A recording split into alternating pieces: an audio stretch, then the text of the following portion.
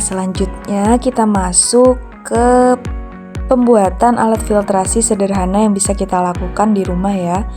Di sini bisa kita sediakan alat dan bahan berupa gunting, kemudian botol ataupun cup bekas, kemudian ada kapas sebanyak 5 lembar sebagai filter awal untuk menangkap partikel-partikel besar seperti debu ataupun kotoran lainnya. Kemudian ada tisu sebagai filter tambahan. Kemudian ada pasir sebagai menangkap partikel-partikel yang lebih kecil dan membantu menghilangkan kotoran dan zat-zat yang tidak diinginkan. Kemudian ada filter akuarium sebanyak 2 lembar. Kemudian ada batu kerikil untuk menangkap partikel yang lebih besar dan membantu meningkatkan efisiensi filtrasi. Kemudian ada arang sebagai penghilang zat-zat organik dan anorganik yang tidak diinginkan dan juga membantu menghilangkan bau dan rasa yang tidak nyaman dari air limbah yang akan kita lakukan filtrasi. Nah, di sini saya menggunakan air cucian pakaian atau air limbah laundry yang akan digunakan pada proses filtrasinya.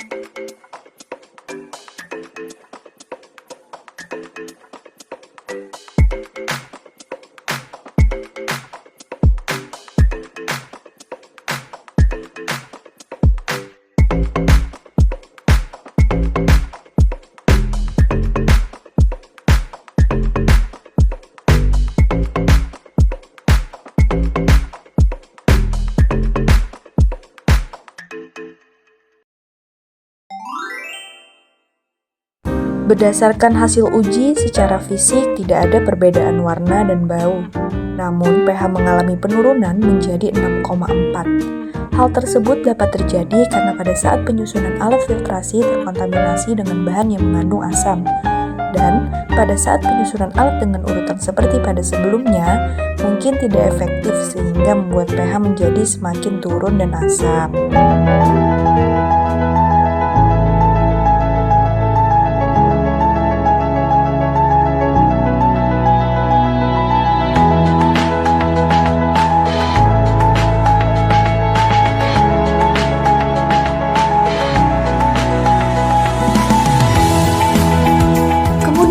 Apa itu LC50? Lethal Concentration Median atau LC50 ialah konsentrasi yang diturunkan secara statistik yang menyebabkan kematian 50% dari populasi organisme dalam suatu paparan tertentu. Nah, Suatu bahan kimia dikatakan sangat beracun jika memiliki nilai LC50 yang kecil.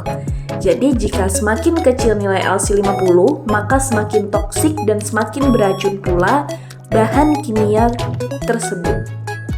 Sekadar info, karena kita menggunakan limbah laundry, umumnya deterjen tersusun atas 3 komponen, yaitu surfaktan sebesar 20 hingga 30%, kemudian ada senyawa fosfat, dan juga bahan adiktif seperti pemutih dan pewangi sebesar 2-8%.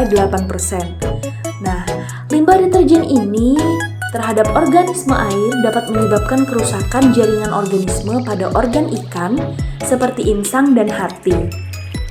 Kemudian, kita dapat melakukan analisis probit dengan menggunakan tabel nilai probit untuk menentukan toksisitas relatif dari bahan kimia terhadap organisme yang hidup.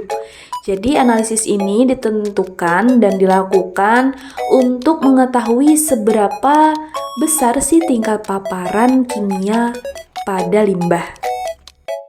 Baik, langsung saja kita ke tahap pengujian. Adapun alat dan bahan yang harus disiapkan berupa kertas dan pulpen, toples 4 buah, bibit ikan lele, pH meter, alat filtrasi, gelas ukur, dan handphone. Adapun untuk prosedur uji bisa dilakukan sebelum dan sesudah air limbah difiltrasi. Yang pertama, kita siapkan 4 toples dengan label konsentrasi. Kemudian kita siapkan bibit ikan lele sebanyak 20 ekor pada masing-masing konsentrasi. Kemudian kita lakukan pengukuran pH dan kita lakukan untuk memasukkan air limbah ke dalam toples dengan menggunakan gelas ukur. Dapat dilihat perbandingan masing-masing konsentrasi air limbah yang digunakan dan kita tambahkan air sebagai pengencer konsentrasi. Lalu secara bertahap kita masukkan bibit ikan lele ke dalam toples yang sudah berisi masing-masing konsentrasi tadi dan kita analisis percobaan yang dilakukan untuk mengetahui pergerakan lele. Dapat dilihat bahwa pergerakan lele pada masing-masing konsentrasi ada sedikit perbedaan dan secara fisik juga perbedaan warna dari masing-masing konsentrasi juga berbeda. Kemudian kita lakukan analisis hasil dari air limbah yang sebelum kita filtrasi.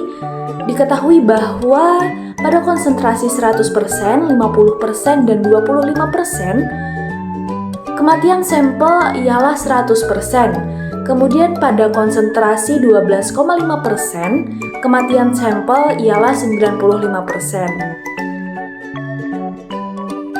Adapun untuk grafik hubungan log konsentrasi dan probit, dan kita ketahui bahwa nilai LC50 didapat dari anti-log X yaitu sebesar 4,58 ml dari 1000 ml sudah dapat menyebabkan kematian pada bibit ikan lele, yang artinya nilai LC50 dari air yang sebelum difiltrasi itu sangat tinggi karena pada persentase 0,46% air limbah sudah dapat menyebabkan kematian yang lumayan banyak pada ikan lele.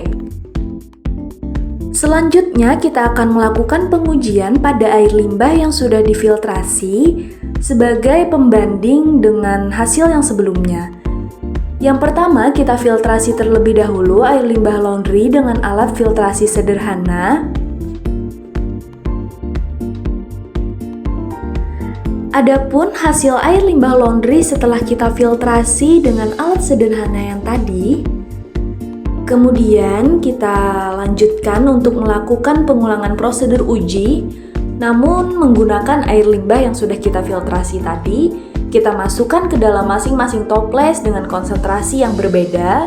Kemudian kita lakukan penambahan air sebagai pengencer dan kita masukkan bibit ikan lele kembali. Setelah itu, kita lakukan pengamatan dan analisis terhadap pergerakan ikan lele. Pada masing-masing konsentrasi dapat terlihat terdapat perbedaan pergerakan dan secara fisik juga dari segi tampilan untuk air limbah mengalami perbedaan warna, dan ini ialah hasil sebelum hampir 1 jam ya. Kita lanjutkan ke hasil pengamatan. Setelah filtrasi, dapat diketahui bahwa kematian sampel 100% terjadi di konsentrasi 100% dan 50%, kemudian kematian sampel 85% terjadi di konsentrasi 25%, dan kematian sampel 10% terjadi di konsentrasi 12,5% atau 125 ml.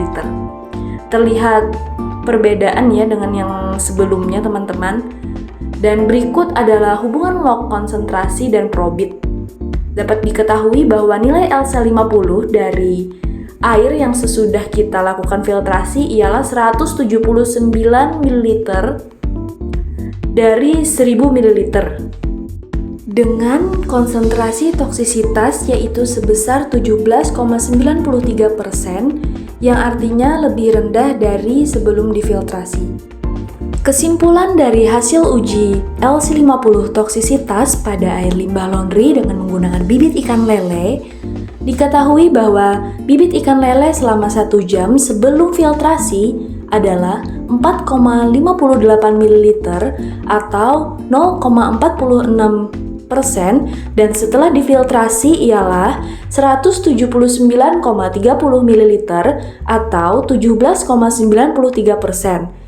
Setelah difiltrasi, konsentrasi air limbah yang diperlukan untuk menyebabkan kematian jauh lebih tinggi, yang menunjukkan bahwa filtrasi dapat mengurangi toksisitas limbah sebelum dibuang ke badan air ataupun ke lingkungan.